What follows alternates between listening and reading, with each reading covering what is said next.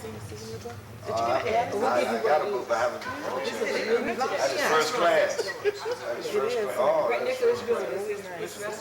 Yeah, this is first class. I'm so. Like this was something that we needed to be reminded of. So I'm going to, before I start with our outline, I'm going to share just, not all of it, just the 2 paragraphs that I shared in Oklahoma year before last.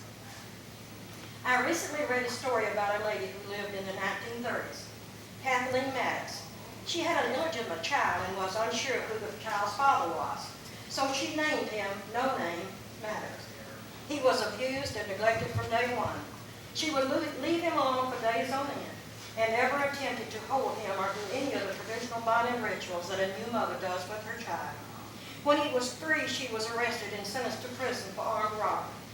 5 years passed and No Name lived virtually from pillar to post. Once released from prison, she went back to her life of block houses and prostitution. And the harder he tried to love her, the more she pushed him away. Foster care only proved more of the same for No Name. Each time he was placed in a home, he would run away and try again to bond with his mother. At age 12, she arranged to place him in a boys' home in Indiana, simply to get rid of him. But as before, he ran away, only to be rejected by her again. At age 13, he was arrested for armed robbery, and by the age of 16, he had such an extensive criminal record that he was sent to a federal prison. Within a week, he was brutally gang raped. The following year, he sodomized his cellmate at night point and killed him. As the years passed, No Name became obsessed with the occult. It was one of the worst in prison. 16 years later, he was told his sentence had expired and he was to be released the following day. No Name begged prison officials to let him stay. It was the only home that he had ever known. In the years that followed, he began a reign of terror on people in coastal California. Among them was Sharon Tate. He would later become anonymous with terms like helter-skelter and the infamous quote, "I was crazy when crazy meant something." No Name Maddox was none other than Charles Manson.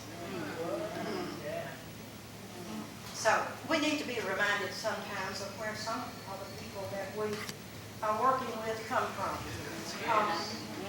Last Tuesday, in my class on death row with the men, it was one of the saddest classes. It's difficult for me to talk about it without crying.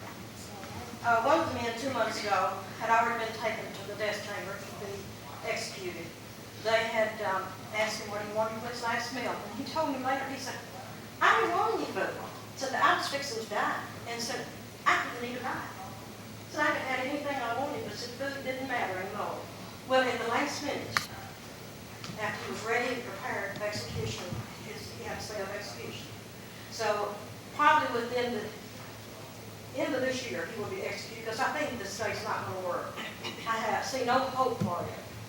But one of the guys spoke up, and he said, said, "Before they take me," he said, "if they'll just let me do one thing," he said, "I'll be happy. I'll die happy." He said, "I don't want the last meal either." He said, "I want to go out in the grass, and I want to run in the grass and feel it between my toes, and I want to lay down and roll in the grass just one more time, just frolic," he said, "in the grass."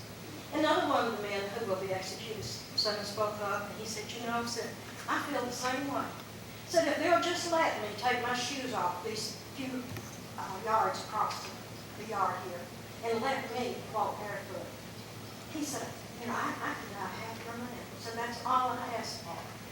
And where they go out each day is concrete. They just have a little go out 1 hour a day. They're locked up 23 hours. They come to our class.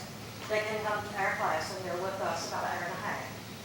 But other than that, they have an hour, unless they get out to clean, because they do get out in the unit to clean their own unit. They don't permit other inmates to come over and clean for them. So that's the only time that they get out, other than being in their 23 hours.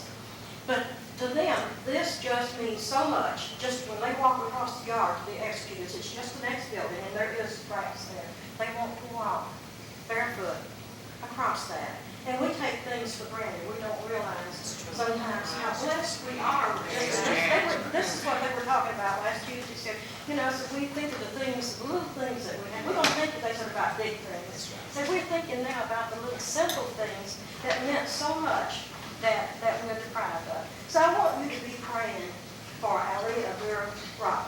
I want you to be praying for him because he will probably be executed at the end of this year or the first of next year, because I don't think this day of execution is going to work. He is a Muslim, but he comes to our services. So, I mean, that we're blessed to have him, and we just hope maybe that we can be able to teach him the gospel. I'm not sure. Person, but even this table is too short for me. Some gentleman came in a while ago and said, "You don't have to stand either. This is a tall guy." I said, "No." I said, he said, "I don't either." I said, "Well, you're in trouble." I said,